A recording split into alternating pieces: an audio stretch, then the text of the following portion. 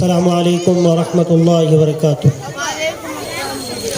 الحمد للہ رب العالمین والصلاة والسلام علی سید الانبیاء والمرسلین محمد وآلہ وصحبہ اجمعین۔ قال اللہ تبارک وتعالی اعوذ باللہ من الشیطان الرجیم بسم اللہ الرحمن الرحیم۔ یا ایہا الناس اتقوا ربکم یا ایہا الناس انا خلقناکم من ذکر وانثی وجعلناكم شعوبا وقبائل لتعارفوا ان اکرمکم عند اللہ اتقاکم۔ صدق اللہ المولانا العظیم وصدق رسولہ النبی الکریم۔ پرندوں کی زبانی کسی شاعر نے اس انداز سے بیان کیا ہے: الحبس لیس مذہبی ولیس فیہ طربی، غابات ربی غایتی والعیش فیہا مطلبی۔ تخت نشین حضرات علماء اکرام، عمائدین شہر اور محترم بزرگوں، نوجوان ساتھیوں، ہمارے لیے بڑی افسوس کی بات ہے، بھارت جس کو ہندوستان یا انڈیا کہا جاتا ہے، اس کی ایک آزادی کے سلسلے میں جلسہ رکھا گیا یا جمہوریت کے سلسلے میں جلسہ رکھا گیا، اس کو سننے کا شوق ہمارے اندر موجود نہیں ہے۔ ابھی ہم امت کھیل تماشوں کے ماحول میں پڑی ہوئی ہے۔ ابھی میں گزرتا ہوا آ رہا ہوں، یہی اس کنارے پر تو آپ جمہوریت کے سلسلے میں ایک جلسہ علماء اکرام نے قائم کیا، لیکن وہی نالے کے اس طرف میں دیکھا گیا تو ایک گاروڑی ہو رہی ہے، جہاں پر ایک اس سے زیادہ مجمع وہاں کھڑا ہوا ہے۔ ابھی ہم کو غفلت کی نیند سوتے ہوئے زمانہ گزر گیا، اب بھی سونے ہی کے اندر پڑے ہوئے، کھا لیا پی لیا، کچھ حاصل کر لیا، تماشے کی زندگی ہم نے گزار لیا۔ افسوس، صد افسوس کی بات ہے۔ یاد رکھیں، علماء نے فرمایا جس قوم نے اپنے بڑوں کی تاریخ کو بھلا دیا وہ قوم مردہ ہے، زندہ نہیں ہے۔ کہ آج ہم یہاں بیٹھ کر آزادانہ طور پر آزادی ہند کے بارے میں یا جمہوریت ہند کے بارے میں کچھ سننے اور سنانے کا جو موقع ہم کو ملا ہے، یہ کیسے ہم کو ملا ہے اس کو معلوم کرنا ہمارا فریضہ ہے۔ ہم نے اس کو معلوم کرنے کی کوشش نہیں کی، لیکن اللہ جزا خیر دے علماء اکرام کو وہ معلوم کرانے کے لیے ایک جلسے کا انعقاد کیا، لیکن اس میں آ کر بیٹھ کر سن کر معلومات حاصل کرنے میں بھی ہمارے پاس وقت نہیں ہے۔ اور خصوصاً میرا نوجوان جس کو اللہ نے جوانی کی قوت عطا فرمائی، اس کو تو جاننا چاہیے کہ جوان ہمارا ہر قوم کا ایک بڑا طاقتور زندہ ہوتا ہے۔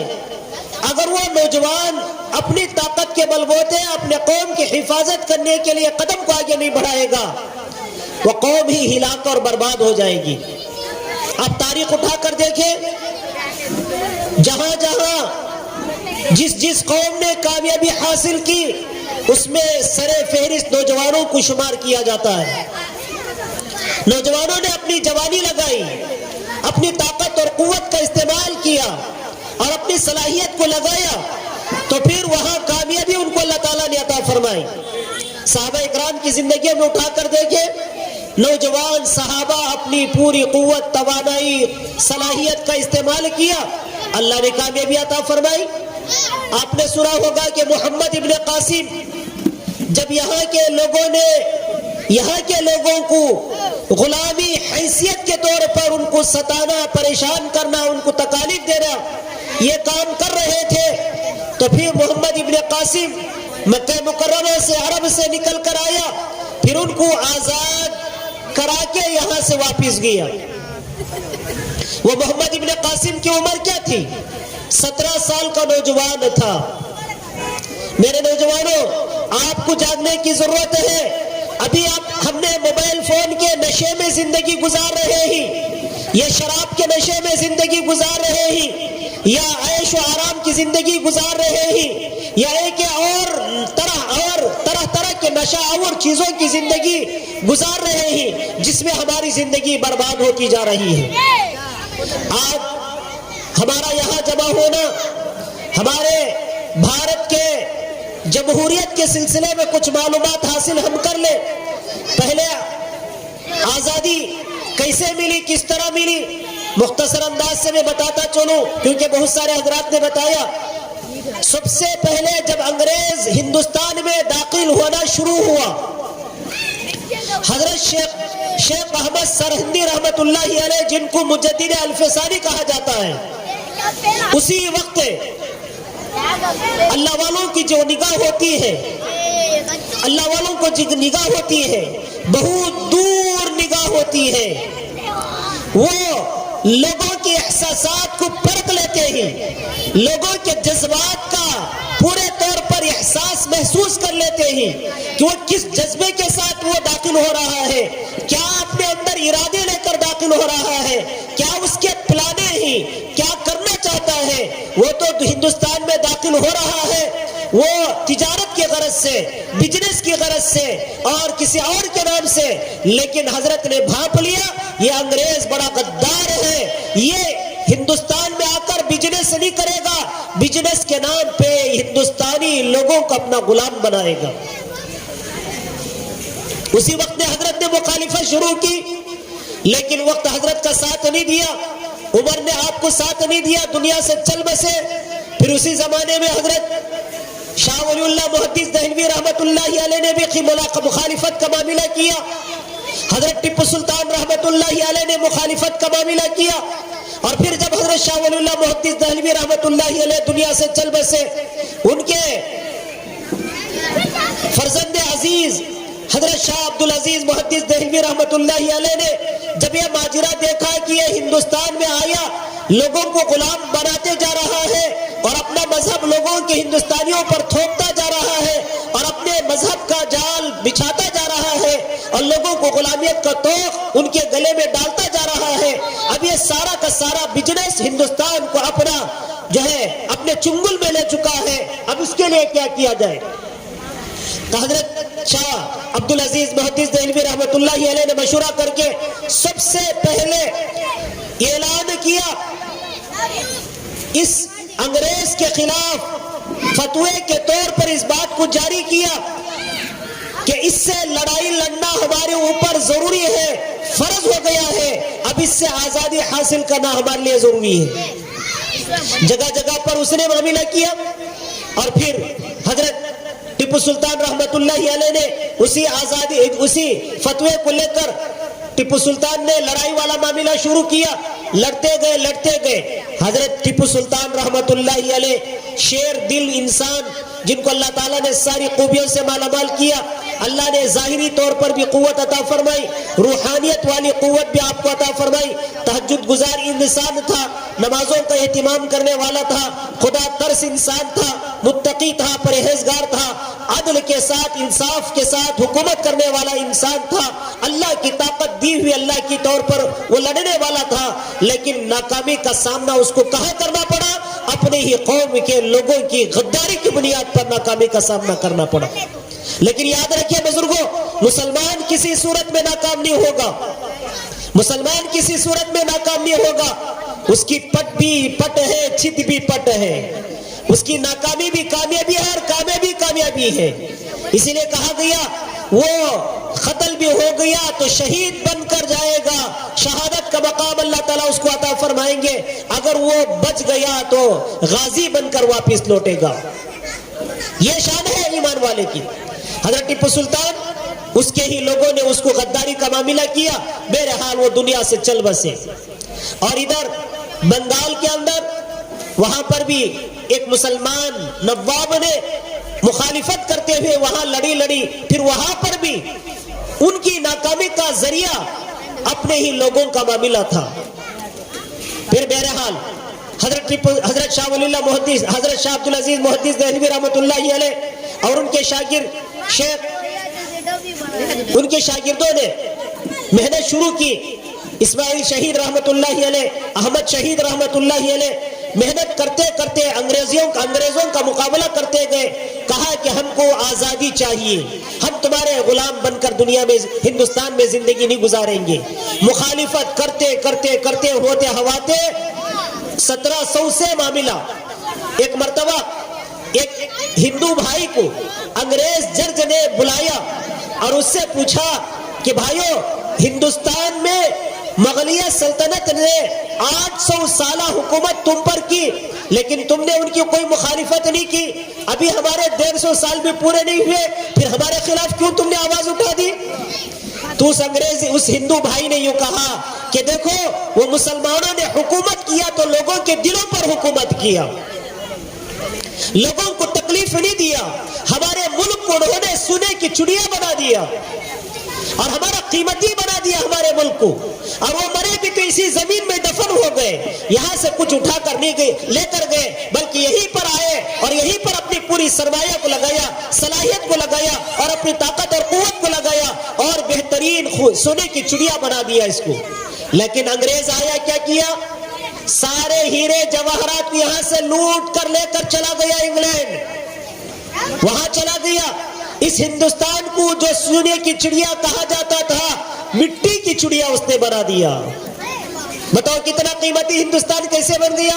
ہیرے جواہرات, یہاں کے سونے چاندی یہاں سے لے کر چلا گیا. بتاؤ انگریز غدار ہے کہ مسلمان غدار ہے؟ اس ہندوستان میں رہنے والا اور اس ہندوستان پر حکومت کرنے والا ہندوستان کو جو ہے ترقی دیا ہے اور اس کو آباد کیا ہے اور اس میں طرح طرح کے خوشیاں لایا ہے اور ترقی کا معاملہ کیا ہے, لیکن کبھی اس کو تنزل کی طرف جانے نہیں دیا. بہرحال ہمارے اکابر لڑتے گئے, صرف مسلمان مل کر لڑتے گئے, لیکن بعد میں مشورہ کیا صرف ہم اکیلے لڑیں گے تو کامیابی نہیں ہوگی, اپنے ہندو بھائیوں کو بھی لیا جائے. مہاتما گاندھی جی کو لیے اور اس سے پہلے بہت سارے جن کے ہندو بھائیوں کے بہت سارے نام ہیں, اور سکھ بھائی ہیں, ہندو بھائی ہیں اور کرسچن بھائی, سارے لوگوں کو لیا گیا. لے کر یہ مٹھ ہو کر سارے لوگوں نے مخالفت شروع کی. اب وہاں سے لڑنے گئے, لڑتے لڑتے بہت سارے شہید ہو گئے. جیسے ابھی مولانا وہ بتا رہے تھے کہ کوئی درخت ایسا نہیں تھا جہاں ان کی نعش نہیں, ساری درختوں پر نعشیں مسلمانوں کے, علماء کے. اور ایک عالم فرما رہے تھے کہ ایک مرتبہ وہ گئے کسی آفس کے پاس, وہاں سے انسانوں کے جلنے کی بو آ رہی تھی, تو دیکھا گیا خنزیر کی چربی میں لپیٹ کر جلایا جا رہا تھا. اور بعض لوگوں کو کیا کیا, ریل کے ڈبوں کو اس کے اندر خانے بنائے گئے, دو طرفہ اس کے اندر میخیں ثبت کیے گئے, اور اس کے اندر ڈال کر جب بھی گاڑی دھکے دیتی ہے ادھر میخ چبھ رہے ادھر میخ چبھ رہے, نہ کھڑ سکتا ہے, نہ بیٹھ سکتا ہے, نہ لیٹ سکتا ہے. اس طرح تنگی کے ساتھ ایک جگہ سے دوسری جگہ ان کو ملتوی کیا گیا. بعض مسلمانوں کو, علماء کو کالے پانی کی سزا سنائی گئی. آج جو انڈمان کے نام سے یاد کیا جاتا ہے, ایک ہمارا صوبہ مانا جاتا ہے, پہلے وہ کالے پانی کی سزا کے طور پر اس کو طے کیا گیا تھا. وہاں جانے والا مر جاتا ہے, اور انہی میں سے حضرت فضل حق خیر آبادی رحمت اللہ علیہ بہت بڑے اللہ والے تھے, عالم دین تھے, جنہوں نے بہت ساری کتابیں لکھی ہیں. ان کو ارسٹ وارنٹ ہوا گیا اور ان کو ارسٹ کر کے وہاں ان کو روانہ کر دیا گیا. جب ان کو جیل خانے میں وہاں انڈمان بھیج دیا گیا تو اپنی عبادت, عالم دین جو ہو ایمان والا ہے, کبھی کسی کی بنیاد پر خوف نہیں کھائے گا. وہ خوف کھائے گا تو اللہ سے خوف کھائے گا, کسی کے ڈرانے سے نہیں ڈرے گا. حسبنا اللہ و نعم الوکیل, اللہ کی ذات پر اس کا بھروسہ. ساری دنیا اس کی نگاہ میں ہیچ نظر آئے گی, اللہ کی طاقت اس کی نگاہ میں بڑی. موت سے وہ گھبرائے گا نہیں ہے, موت سے وہ گلا لگانے والا ہوگا. الموت جسر یوصل الحبیب الى الحبیب, کہا کہ موت سے گھبرائے گا نہیں. حضرت فضل حق خیر آبادی رحمت اللہ علیہ جیل خانے کے اندر ہی اتنے میں کئی دن گزر گئے تو ایک انگریز وارنٹ لے کر آ رہا ہے. حضرت فضل حق خیر آبادی سلاخوں کو پکڑ کر کمیوں کو, جیل خانے کی کمیوں کو پکڑ کر مسکرا رہے ہیں, ہنس رہے ہیں. اور جب وہ قریب آیا کہا کہ بھائی کیا ہماری پھانسی کی سزا لے کر آ گئے, تم پھانسی والی سزا کا وارنٹ لے کر آ گئے. اب جب ہنس کر مسکراتے ہوئے جب اس نے حضرت فضل حق خیر آبادی رحمت اللہ علیہ نے سوال کیا تو اس کو اور پریشانی ہو گئی. ارے مرنے والا ہنس رہا ہے. کہا کہ ہاں ہاں موت تو ہمیں آنی ہے, ہمارا تو یقین ہے. ہم روزانہ دعا پڑھ کے سوتے ہی اللہم بسمک اموت واحیا, میں روزانہ مرتا ہوں. اللہ تیرے نام کے ساتھ میں مرتا ہوں, تیرے نام کے ساتھ جیتا ہوں. جب اٹھ جاتا ہوں تو الحمدللہ الذی احیانا بعد ما اماتنا والیہ النشور. میں پیدا ہوا مرنے کے لیے, میں رہنے کے لیے نہیں پیدا ہوا, یقین ہے ان کا. حضرت فضل حق خیرآبادی رحمت اللہ علیہ کو وہ انگریز نے کہا کہ ہاں ہاں وارنٹ لے کر آیا ہوں کہ تجھے سولی پر لٹکایا جائے, لیکن یاد رکھنا تجھے سولی پر ایسے ہی نہیں لٹکاؤں گا, تجھے تکلیف دینے والی چیز کے ذریعے سے میں لٹکاؤں گا. کہا کیا کیا کیا تکلیف دے گا؟ کہا کہ تیری داڑھی کو کاٹوں گا. نعوذ باللہ. جب یہ بات کہنا تھا حضرت فضل حق خیرآبادی رحمت اللہ علیہ رونے لگے, چیخنے لگے.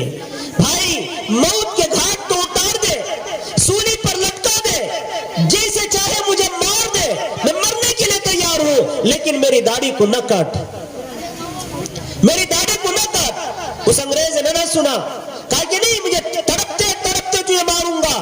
کہا کہ وہ زبردستی اس نے داڑھی کو یہ کیا. جب داڑھی کو کاٹا گیا تو داڑھی کو دونوں ہاتھوں میں حضرت فضل حق خیرآبادی رحمت اللہ علیہ ہاتھ میں لیا اور لے کر روتے ہوئے داڑھی کو کہنے لگے کہ وہ داڑھی کہ میری گردن تیرے اللہ کے راستے میں کٹنے والی تھی, داڑھی تو بھی بڑی مبارک ہے کہ تو بھی اللہ کے راستے میں کٹ گئی. کہا کہ چلو میرے تو بھی شہادت کا جام گویا کہ پی لی ہے. کہا کہ اللہ تعالیٰ اس کی بدولت اللہ بہت سارے درجے بلند عطا کریں گے. میرے حال سولی پر لٹکا دیے گئے. اندازہ لگائے کتنی بڑی بات ہے. جان کو دینا بھی آسان, لیکن نبی کو چھوڑنا, نبی کی سنتوں کو چھوڑنا ان کے لیے. بہرحال اس طرح کا معاملہ چلا. چلتے چلاتے ہمارے حضرت محمود الحسن صاحب رحمت اللہ علیہ ریشمی تحریک کے نام سے, ریشمی رومال تحریک کے نام سے شروع کیا, اور پھر حضرت کو جیل خانے میں, مالٹا کی جیل خانے میں جانا پڑا. ان کے ساتھ حضرت سید حسین احمد مدنی رحمت اللہ علیہ گئے. 2-2.5 سال وہاں بیتے, پھر آزاد ہو کر آئے. پھر لڑائی لڑتے رہے, لڑائی کو نہیں چھوڑا. ہزاروں علماء اپنی جان کو دے دیا, اور ہزاروں کی تعداد میں مسلمان اور اس میں ہندو بھائی بھی ہیں کہ جن کی جامع شہادت انہوں نے پی لی. ابھی آپ جا کر دیکھیں انڈیا گیٹ پر جا کر دیکھیں, وہاں نام لکھے ہوئے ہی ہزاروں کی تعداد میں علماء کے نام موجود ہیں, مسلمانوں کے نام موجود ہیں. ہندوستان کی آزادی میں جس طرح ہمارے ہندو بھائی نے بھی کوشش کی, جان کی بازی لگائی, اس سے زیادہ مسلمانوں کا جان لگا ہے, قوتوں کا معاملہ لگا ہے, مال خرچ کیا ہے, صلاحیتوں کو لگایا ہے, جیل خانوں میں گئے ہی اور اپنی پوری جو ہے خاندان کو یہ کر دیا ہے. بزرگوں, یہ تو مسلمان کا معاملہ ہوتا ہے. اور اللہ نے انسان کو آزاد پیدا کیا, کسی کے قابض, کیونکہ انگریز غلام بنا کر غلامیت کا توق ہمارے گلوں میں ڈال دیا تھا, غلامیت کے حیثیت سے گزروانا چاہتا تھا. لیکن مسلمان اس کو نہیں پسند کرتے, کیونکہ اللہ پر جن کا یقین ہے وہ یہ چاہتے ہیں کہ انسان کو اللہ نے آزاد پیدا کیا, وہ آزادانہ طور پر ہی زندگی گزارے. کسی کا غلام حضور نبی حضرت موسیٰ علیہ السلام فرعون کی غلامیت سے آزاد کرایا, اور پھر حضور نبی کریم صلی اللہ علیہ وسلم لوگ ایک دوسرے کو غلاموں کو خریدا کرتے تھے اور باندیوں کو آزاد کیا خریدا کرتے تھے. تو اللہ کے نبی علیہ السلام نے اس کو چھڑانے کے فضائل بیان کیے. غلام کو آزاد کرنے کا کتنی بڑی فضیلت ہے, اور باندی کو آزاد کرنے کی کتنی بڑی فضیلت ہے, اللہ کے نبی نے بتلائی. بہرحال آزاد یہ اللہ تعالیٰ کی ایک بڑی نعمت ہے. اسی کو میں نے عربی میں 2-3 شعر, ایک جیسے ہم لوگ پرندوں کو پنجرے میں رکھ کر پالتے ہیں, تو ایک پرندہ کی زبانی ایک اللہ والے نے اشعار پیش کیے. کیا فرمایا؟ الحبس لیس مذہبی ولیس فیہ طربی, غابات ربی غایتی والعیش فیہا مطلبی. پرندہ کہتا ہے قید خانہ میرا طریقہ نہیں ہے, قید خانہ میرا طریقہ نہیں ہے. الحبس لیس مذہبی ولیس فیہ طربی, قید خانے میں مجھے کوئی خوشی نہیں ہے. غابات ربی غایتی, میرے رب کی جنگلات میرا مطلوب ہے. والعیش فیہا مطلبی, اسی کے اندر میرا عیش و آرام ہے. جب ایک پرندہ آزادانہ طور پر زندگی گزارنا چاہتا ہے, انسان اشرف المخلوقات ہے, وہ بھی آزادانہ طور پر زندگی گزارے. لوگوں کے قید کے اندر کیوں رہے, لوگوں کا غلام بن کر کیسے زندگی گزارے. اسی لیے ہمارے علماء نے آزادی کا اعلان لگایا اور فتویٰ جاری کیا. حضرت سید حسین احمد مدنی رحمت اللہ علیہ نے یہ بھی فتویٰ جاری کیا, انگریز کی فوج میں بھرتی ہونا حرام ہے. جب انگریز کو معلوم ہوا تو انگریز جج نے حضرت حسین احمد مدنی رحمت اللہ علیہ کو بلایا, اور وارن جب پہنچا تو حضرت سید حسین احمد مدنی رحمتہ اللہ دارالعلوم دیوبند سے نکلے اور گئے, ساتھ میں ایک جھولا بھی لے کر گئے. اور جب عدالت میں پیش کیا گیا, جج کے سامنے کھڑا کیا گیا تو جج نے پوچھا, سید حسین احمد کیا تو نے اس طرح کا فتویٰ جاری کیا کہ انگریز کے فوج میں بھرتی ہونا حرام ہے؟ کہا کہ جج صاحب کہا گیا کیا تھا, اب تمہارے سامنے فتویٰ میں دوبارہ پیش کر رہا ہوں کہ انگریز کے فوج میں بھرتی ہونا حرام ہے. کہا کہ معلوم ہے کہ اس کی سزا کیا ہے؟ ہاں بالکل معلوم ہے. جھولا کھولا اور اس میں کفن کا کپڑا نکال کر دکھایا, زیادہ سے زیادہ ماریں گے, میں مروں گا اور تمہارا کپڑا بھی مجھے ضرورت نہیں, میں نے کفن کا کپڑا لے کر آیا ہوں. اندازہ لگا یہ ہمارے بڑوں کے خدمات ہیں. آزادی کے بارے میں ہمارے بڑوں نے یہ معاملہ کیا. میرے حال ہندوستان آزاد ہوا اور وہ کون سا سال تھا؟ 1940 پر 7 اور 15 اگست کا معاملہ تھا. آزاد ہوا الحمدللہ, اللہ کا بڑا شکر ہے. لیکن بعضے غدار انسانوں نے جو آج کے دن بھی غداری کا معاملہ دیش کے ساتھ, دیشیوں کے ساتھ کر رہے ہیں,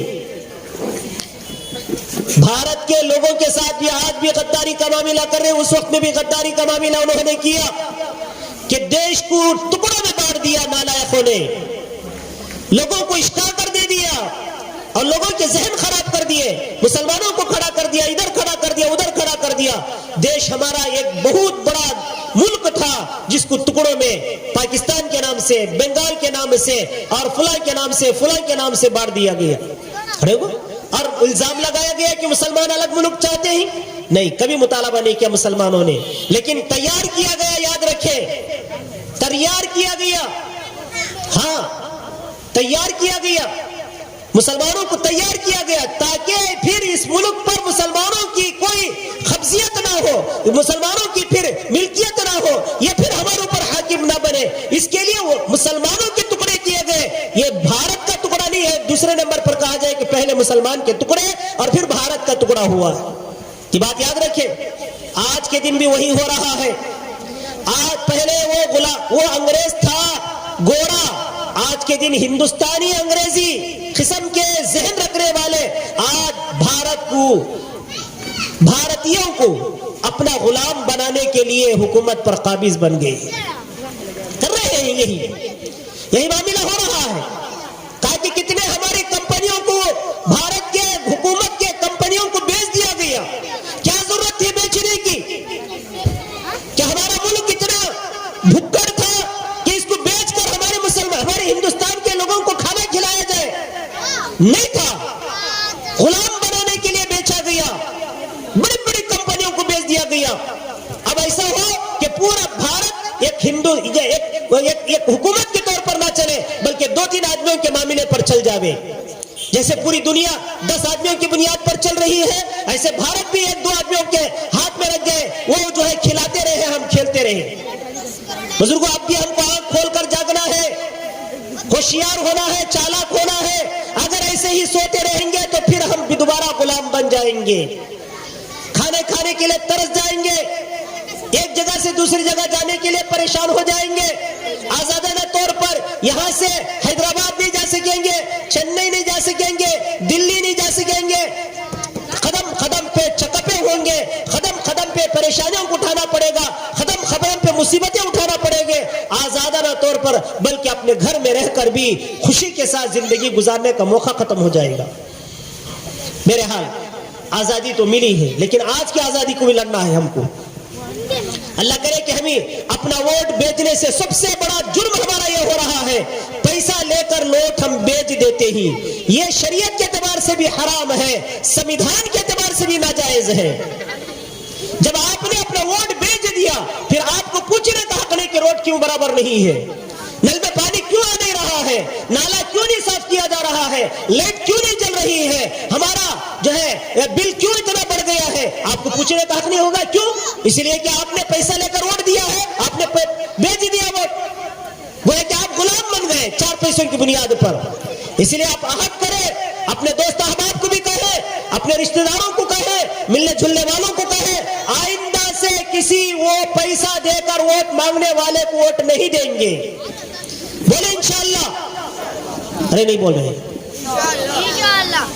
सब जिंदे हैं ना, जिंदे हैं, वो भी मालूम नहीं है, वो भी आवाज नहीं आती है, जिंदे हैं क्या क्या है? अरे बोलो भाई, जोर से बोलो ना, फिर बोलो इंशाअल्लाह आज के बाद से पैसा लेकर वोट नहीं डालेंगे। अगर कोई पैसा देकर वोट मांगने के लिए आवे, जूता लेकर उसे मारेंगे। हाँ, बगैर पैसा लेकर अपना हक डालेंगे और सोचेंगे, अल्लाह की तरफ मुतवज्जो होंगे कि कौन हमारा सही खादिम बनेगा, जिससे हम सही खिदमत ले सकेंगे। ऐसे आदमी को वोट देंगे, फिर उसका कान मोड़कर हम अपना काम ले लेंगे, उसका कान मरोड़कर अपना काम हम करवाएंगे। लाइट नहीं तो उसका कान मोड़ेंगे, और उस पर नाली भर गई है, साफ करने वाला नहीं तो कहेंगे उसे, अगर नहीं काम करेगा तो उसका कान मोड़ेंगे। वो चाहे एमएलए हो, एमपी हो, फुला कोई भी हो। आज वो लोग हमको क्यों परेशान कर रहे कि हम वो उनका माल हम खा लिए बैठ गए, हमको जो है कहते कि पैसे लेकर तुमने वोट दिया, चलो निकलो यहां से, भागो। तो ये गलती हम आइंदा से नहीं करेंगे इंशाअल्लाह। और दूसरी बात है, जैसे कि कहा गया 1940 पर 26 जनवरी को हमारा संविधान बन गया, जमहूरियत वाला निजाम तरतीब के साथ बना दिया गया, जिसमें भीम अंबेडकर साहब जो है ये थे, और बहुत सारे मुसलमान थे, बहुत सारे दूसरे भाई थे, सब मिलकर इनको आगे करके बड़ा संविधान बना गया कि हिंदुस्तान में रहने वाला, भारत में रहने वाला, इंडिया में रहने वाला हर शख्स आजादाना तौर पर अपने अपने एतबार से कैसे जिंदगी गुजारे, उसके लिए कानून बनाया गया। हर मजहब में आजादी, हर लाइन के एतबार से आजादी, किसी को कोई परेशानी नहीं। हाँ, कुछ चीजें ही वो कानून के एतबार से बताए गए, कुछ लाइन के एतबार से गुजारे, सबके लिए बराबर होगा। बाकी चीजों में अपने अपने मजहब के एतबार से चलेंगे। ये सारा संविधान बन गया। और फिर 1950 26 जनवरी को 1950 26 जनवरी को इजाजत मिल दी गई और उसको पास कर दिया गया। यह है जमहूरियत कि हर आदमी आजादाना तौर पर जिंदगी गुजारे, इसी को जमहूरियत का है। हर एक का हक है, हर एक का हक है, हक का मुतालबा कर सकता है। अगर आपने हक को अगर पामाल करना चाहते हैं तो वोट बेचकर वोट अपना हक खत्म कर दे सकते हैं।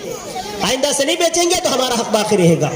मेरा हाल वक्त होता जा रहा है। मेरी एक गुजारिश है, छोटे छोटे रिसाले मौजूद हैं, तेलुगु में भी, उर्दू में भी, आप उस किताबों को लेकर पढ़ें कि भाई इसके अंदर असल में, इससे पहले भी मैं एक बात कहूं, पाकिस्तान को अलग करने से पहले हमारे बड़ों ने एक मेमोरेंडम पास किया गया, एक तरतीब बनाई गई रिजर्वेशन के लाइन के एतबार से भी, कैसे हुकूक किसको कैसे मिले उसके एतबार से भी सारा हो गया। अब सिर्फ दस्तखत करना बाकी था।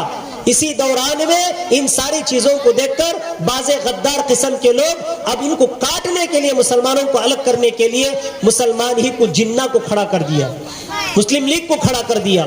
खड़ा करके फिर उन अलग हिंदुस्तान का अलग मुल्क का मुतालबा किया। वहां से हमारी ताकत भी थोड़ी खत्म हो, लेकिन फिर भी हम अपनी पूरी कुव्वत के साथ हमने मुतालबा नहीं किया। हम जो यहाँ रहने वाले हैं हमने मुतालबा नहीं किया, जो लोग चले गए उन्होंने मुतालबा किया। हम यहाँ रहने वाले मुतालबा नहीं किया, हमारे बड़ों ने भी मुतालबा नहीं किया। हजरत सैयद हुसैन अहमद मदनी रहमतुल्लाह अलैह ने डंके की चोट कहा, हमने मुल्क अलग करने का मुतालबा नहीं किया, तुमने किया है, ये तुम्हारी गलती है, हमारी कोई गलती नहीं है। हम यही रहेंगे, हम यही मरेंगे, इसी मिट्टी के हम खाक बनकर रह जाएंगे। हम यहाँ हिंदुस्तान को छोड़कर नहीं जाएंगे।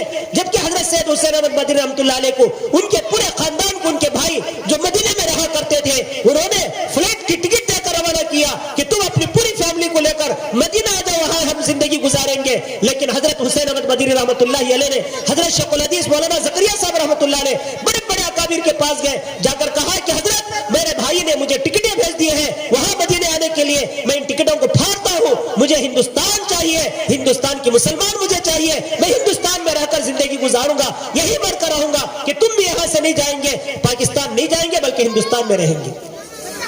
यह है हमारी तारीख, हमारे बड़ों ने यह कुर्बानी दी है, आज भी उसी तौर पर इंशाअल्लाह रहेंगे। हम कुर्बानी देते रहेंगे। हजारिया गुलाम बनाने की कोशिश करें, हम गुलाम नहीं बनेंगे, ना बनने देंगे, न बनेंगे न बनने देंगे। आजादी के लिए लड़ेंगे, लड़ते रहेंगे, हमारे नस्लों को खड़ा करके जाएंगे इंशाअल्लाह। ये मुल्क हमारा आजादाना तौर पर रहेगा और रहते रहेगा। اور قیامت تک اسی طرح چلے گا. اللہ مجھے بھی اس کی توفیق عطا فرمائے, آپ کو بھی اس کی توفیق عطا فرمائے. میں آپ حضرات کا شکر گزار ہوں, اور جو ہے ذمہ داران کا بھی میں شکر گزار ہوں کہ مجھ ناچیز کو جو ہے میں کچھ بات کرنے کا لائق بھی نہیں, لا کر کھڑا کر دیا. میں ایسے ایسے چیدہ انداز سے کچھ باتیں پیش کر دیا. اللہ ہم کو صحیح طور پر اپنے بڑوں کی تاریخ کو معلوم کر کے اس کو سمجھ کر اپنے دل میں ہمت اور جرات اور جو ہے قوت پیدا کرنے کے اللہ توفیق عطا فرمائے, اور اسی طور پر ہم کو سینہ تان کر ہندوستان میں زندگی گزارنے کے اللہ توفیق عطا فرمائے. درمیان میں ایک بات بتا چلتا ہوں, بعض لوگ ہندوستان کہتے ہوئے بھی ڈرتے ہیں. ہندوستان سے کیا مطلب ہے؟ ہندو کا استان ہے, یہ غلط بات یاد رکھیں. ایک عالم نے, بڑے عالم دین نے, ہمارے بزرگوں میں سے بڑے عالم دین نے تاریخ کا مطالعہ کر کے تاریخی بات کہی ہے. حضرت آدم علیہ السلام ہندوستان میں اترے. کہاں اترے؟ کہاں اترے دنیا میں؟ ہندوستان میں اترے. سب سے پہلا انسان دنیا میں مسلمان, سب سے پہلا انسان کون؟ مسلمان, حضرت آدم علیہ السلام. اور اللہ نے ان کے بہت سارے اولاد پیدا کیے. ان میں سے ایک دو بچے تھے جس کا نام ہند تھا, ایک کا نام سندھ تھا. وہ ہند سے یہ ہندوستان, سندھ سے وہ سندھ کا علاقہ ہے. اس کو کوئی بری بات نہیں ہے. لوگ کہتے ہیں پھر بھی بھارت دیش, انڈیا وغیرہ کا کچھ پر اللہ تعالی ہم سب کو جو ہے عمل کی توفیق عطا فرمائے. آمین. واخر الدعوانا الحمدللہ رب العالمین.